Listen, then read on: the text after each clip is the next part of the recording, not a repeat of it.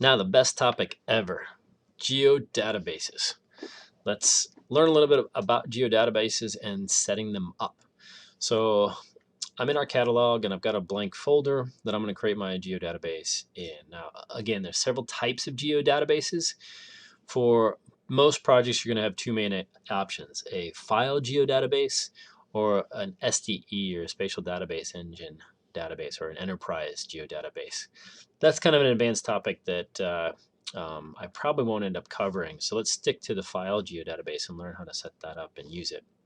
So anywhere in here, I can right click and I can go to new, say file geodatabase. I can go to lab 4, say file, new file geodatabase, or up here in file.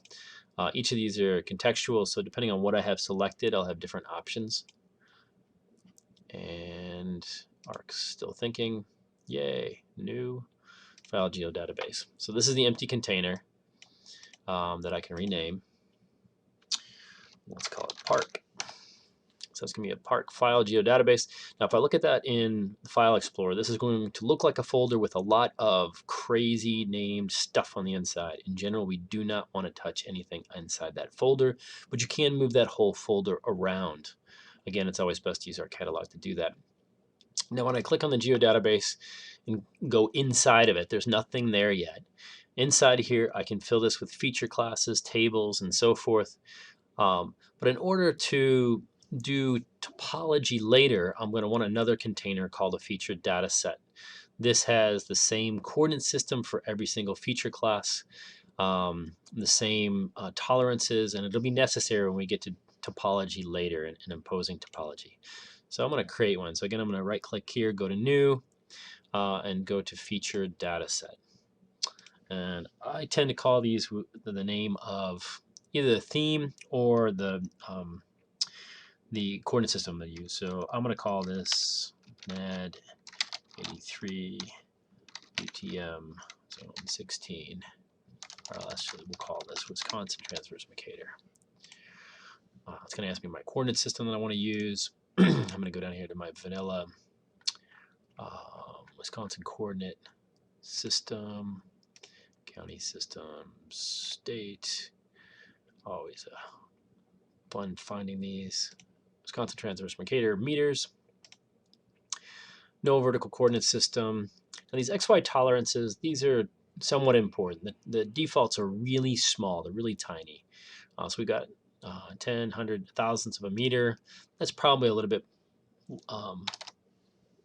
too small. I want some of these vertices that are really close together to be snapped. So you can see, all right, 1 centimeter, 10 centimeters. I'm going to do 1 centimeter. So change this just a little bit for the project. I don't have M and Z values here, but I'm going to still set the tolerances.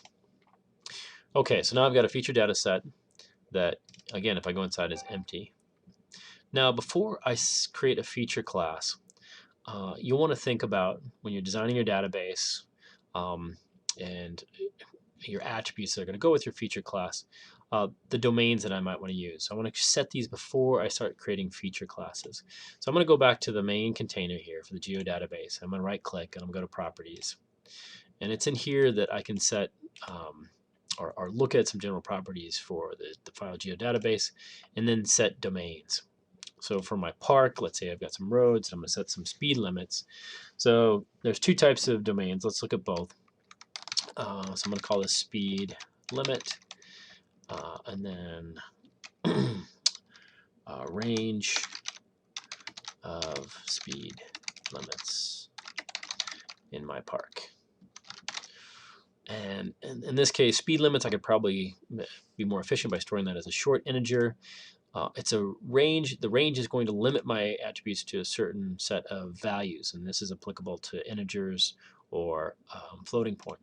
So I'm going to say, all right, smallest speed limit, I can't have 0 as a speed limit. The smallest I can have is, let's say, 15, and the max I'm going to allow in my park is 55. All right. Okay, so I've got my range domain set, and I can keep adding domains here. Now notice as I switch between the two, these values down here are going to change. So the selection up here sets the properties and the coded values.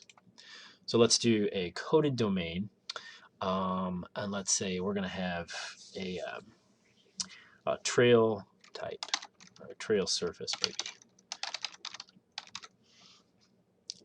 And this is types of trail surfaces.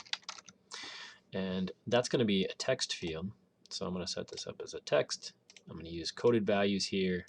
And then I'm going to have a code and description. So I'm going to say